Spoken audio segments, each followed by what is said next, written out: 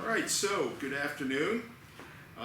It is our pleasure, the Hudson County Bar Association, the Bar Foundation, and our Oral History Subcommittee to welcome our guest today. Today, of course, is July 26, 2017. It's my pleasure to welcome Mr. Robert Feeder, a Dean of the North Hudson Bar, who graciously accepted our invitation to come and speak to us today. Welcome, Mr. Feeder. Thank you. Of course, Dean is now the new definition of old, but that's okay. I'll live with that. Well, let's be factual on that, shall we? Based on my knowing you many, many years, going back to the days when I practiced law in North Hudson, and that was approximately 11 years ago. Actually, I have to be more particular. Actually, I was in Hoboken for a number of years, but I started in 1973 in North Hudson in West New York on top of Albee's Toy Store. But again, it's not about me. But you started a bit before that. When did you start your practice in North Hudson? Well, I actually was admitted in 1955, and I was clerking in the Newark office of Millman and Rosen, but I went into the Army. Most of us did at that time. I was in the Army for 2 years. I came out of the Army in January of '58, and Millman and Rosen ran two offices, one in North Hudson, one in Newark, and they gave me a choice. And the North Hudson office would do maybe 50 cases a year, where Newark would do 7 very large cases. I was a young lawyer. 50 sounded a lot more inviting, and I elected to come to North Hudson and practice with Jim Rosen in Union City. Jim Rosen, of course, and before I forget, just for posterity, we know you are, I'm, as you know, Barry Sarkissian. I'm now a judge of the Chancery Division, and those histories, those names come back to me. They may have been even before my time, but Jim Rosen ultimately became a Superior Court judge and then a federal judge, I recall. Yes, he was a Superior Court judge in 1959. I think at that time he first was a county judge. They had county judges at that time too. And then they merged the county judges into the Superior Court, and he served here until he went to the Third Circuit Court of Appeals in Philadelphia. And that, I don't remember what year that was, but he served there for a year until he died. Well, based on your admission in 1955, so you've been practicing law for 62 years, primarily in North Hudson. Fair statement? Entirely. Entirely in North Hudson. And when we talked about being a dean, let's put it out there. You know, you're 86 years of age. You look great. I feel how do you accomplish that? Really, primarily through good genes. My father's mother lived till 107, and his father lived till 99. That's a lot of it, and also I stay active. I mean, not just in the law. I do outside things. I have a lot of interests. I'm a big Syracuse fan, and go to their basketball and football games. And in Syracuse? I'm going up to Syracuse in November to hopefully see them beat Wake Forest. So we'll find out. And I get up there once a year. Sometimes I skip a year. And if there's a game within 150 miles of where I live, I will go to that game. Are you still active physically with activities in your 80s? The activity is essentially canoeing and walking. It used to be called hiking, but it's gotten shorter and flatter, so it's walking. But I do love canoeing, and we do that whenever we can in South Jersey. I have a house down there, and I'm there every weekend, all year round. I think I'm in this 4 weekends in a year. Quiet water or a little ripple in the water when you're canoeing? In New Jersey, it's quiet water, but I have done some whitewater canoeing in Vermont and in other places. And the Delaware River actually has a few lovely rapids, one called Foul Rift, which I've been through many times, and it's fun. Mm-hmm. So, again, just to go back in history a little bit and going to the commencement of your practice, and again, you're still practicing actively in Guttenberg, New Jersey, I believe, correct? Correct. You went to your alma mater, Syracuse University, went to Harvard Law School, and found your way from Harvard Law School, and you know, I you know the deans, the other deans of North Hudson, as I do. There weren't too many graduates of Harvard Law that were practicing in North Hudson during the course of your career. Fair statement? That's a fair statement. I don't know any, really, so that's a very fair statement, yes. I don't know any other Harvard Law School graduates in North Hudson ever in my entire time practicing here. Where did you grow up? Newark. Oh, you did grow up in Newark. Okay, from there you might have found your way to Syracuse, from there to Harvard Law, and then coming back to New Jersey. Came back, did my 2 years in the Army, most of that. Well, that's not true that it was all in New Jersey. I was stationed in Philadelphia, came back from the Army to Union City. So your Army service was a break in in your practicing law?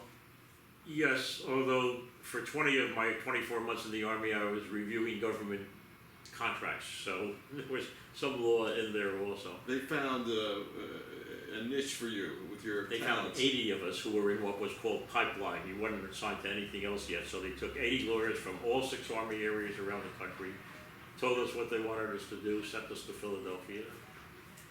Not bad duty. So as you today arrived earlier today and came to my chambers on the 2nd floor, again right on the floor where the Chancery courtroom is, do you have remember during your active litigation days appearing before Chancery Division judges here in Hudson County? I do. 90% of my litigation work was in Chancery.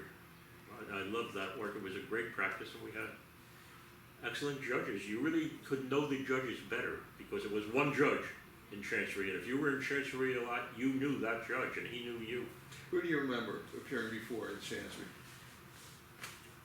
I remember Judge Pashman, who went to the Supreme Court, learned a lot from him, and Judge Matthews, who really had, by one appointment that he made of me as a receiver, had a dramatic effect on the rest of my career. The biggest client I ever had was a client I met during that receivership. And This was an appointment by Judge Matthews? I was appointed Tell by us Judge about that. Matthews. What did that involve? There was something called the Great Solid Oil Swindle back in the 1960s. It had worldwide repercussions. It almost brought down American Express because they were issuing warehouse receipts on alleged solid oil in Bayonne, which turned out much of it to be salt water. And he needed a receiver to physically take the premises. There was a similar bankruptcy called Allied Crude Oil going on in the federal courts. But someone to be receiver of the actual tanks and their content and sell them and pay that money over to wherever it should go. And he picked me as receiver. How old were you at the time? 33. So there you was, and I imagine there were powerhouse lawyers on all sides of that Let me tell you, litigation. New York law firms representing American Express, representing Bungie Corporation. Every major corporation had their own law firms, and there were several, Strucker, Tamsin, Dill in Newark, and I met some great lawyers, really great. Like Shanley and Fisher, Harold Fisher, one of the nicest guys I ever met. Okay. And Shanley was Eisenhower's press secretary, I believe. I never met him. But these were great guys, and they were a pleasure to work with. So going from the time of that point when you're 33 years of age now, and again, your younger years, for you, that could be, a span of 40 or 50 years as opposed to the 62 years you've been practicing. But when you were appearing before those Chancery judges, I assume the Chancery Court was still in the administration building. Or was it? Or was No, this it at was the here. time? It was here. It was a very small corner, a very small courtroom which had maybe 2 or 3 benches in it. Now that was before they closed it. Before they closed it, yes. Okay, this is the Brennan Courthouse. But Justice Pashman and Judge Matthews were in that small courtroom here in this building. Then it moved over to the larger building, and it was Judge Schneider and one whose name I can't remember, but Judge Taunton and Vic Kilkenny, and these were great judges and just a pleasure to work before. And then did you have, you run since you were primarily, when you were doing litigation, it was primarily in the Chancery Court, so you had the entire geographical location of that court from here originally to the administration building, 595 Newark Avenue, and then back here again Back to here, sure. several years ago when they reopened it, and you were still, and you had the opportunity to come back to the Chancery Court back in Brennan. Yes, in that very beautiful courtroom with the murals all around it. I remember Judge Kimmelman was assigned to Hudson for a while, and Judge Kimmelman and I went to high school and law school together, so we knew each other, and it was sort of fun appearing before him. And judiciary practice was just great. It suited me because I knew right from wrong, and my view is right. If you know right from wrong, you're going to do okay in Chancery.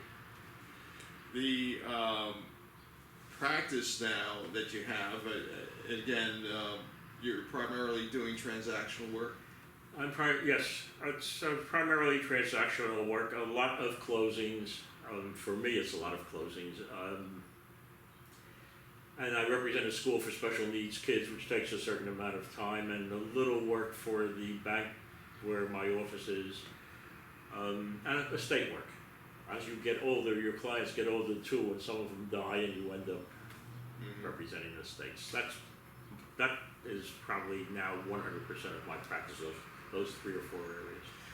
So tell me, at 86 years young, what keeps you motivated to continue the practice and to show up and do what you do and do so well over the many years? Well, I guess it starts with the fact that I have really loved being a lawyer. What a pleasure. And a surprise too, because law school was difficult. Harvard is not an easy law school in that you're competing with a lot of people who are really very, very smart. And I love what I'm doing. I'm a people person. I love having people around. Real estate closings are a social event, so to speak. You get an occasional jerk on the other side, but that's very seldom. It's a nice experience, and I like representing the School for Special Needs kids because I feel useful, and that's probably the right word. One of the reasons I practice is I feel useful, and that's important to me. And I have all the time off I want. I have 3 days off a week. How much time off do I need? So it works out great. But you're still working beyond the 3 days a week you do not work. Does that include the weekend, by the way? Yeah, I'm off from Thursday afternoon around 3 until Sunday. And you work down there now. My cell phone, I have some Fridays where I'm busier sitting on my cell phone at the shore than I am in the office. That's not often, but it does happen. And in today's world, you can be reached 7 days a week. And sometimes I am. How do you like that? I would rather not have it that way. I kid when I get all mixed up on something on the computer, that I kid that I wish we were still back to carrier pigeons, but it is what it is, and technology has changed the practice, certainly. I used to have 3 secretaries when I was practicing. Today, and for several years, for a lot of years the last 20 years with technology, 1 can accomplish what was being done by 3 in days of old. Let's look at this breadth of experience you do have, the 62 years practicing law, and is there any way you could synopsize or not point to stories which show a change in the practice over the last 62 years? Well, one change that I believe exists, but I'm not positive of it, is in the early years of practice, there were a lot less lawyers. We have 85,000 registered lawyers in New Jersey today, about half of whom practice here. I know that from my Client Protection Fund experience. We keep the records, and I go to the December meeting every year still. The camaraderie in the early years of my practice, in those early years, I'll say for 20 or 25 years, maybe even more than that, was terrific. We all knew each other. We all enjoyed each other's company. We liked practicing together. Whether that has really changed, I'm not sure. It may be that I have moved into a different age group, which I certainly have. So it may still exist, but I think that is a large change. But I see where the lawyers don't have that camaraderie. I can see it on the closings. They don't know each other, there's so many of them now. And they are more just doing the job without the social part of the thing. And social even while practicing law. I see much less of that. Is there any stories that you remember from those better camaraderie days, mentioning some of your colleagues or clients that stick out in your mind? Well, when it comes to colleagues, yes. The Northwestern Lawyers Club shows used to be terrific. We had some people who were great actors, great comedians, Joe Falbo, Louis Church, Chuck Krause, who's still around. They were good friends, not just of mine, but of everybody. And they were funny, and people used to come from other places to come to the Northwestern Lawyers shows because they were a little raunchy, as Northwestern can be. There were representing the local people was always an important part of my practice. I previously told you a story about a lady who called me to tell me her husband died, an elderly lady. Most of the people were immigrants here. And I told her she's got to get her husband's assets together and let me know, and we'll go from there. She shows up at my office the next day with a brown paper bag, puts it on my desk and says, and I asked her, what's this? It's my husband's assets. They were in the brown paper bag, $12,000 in cash.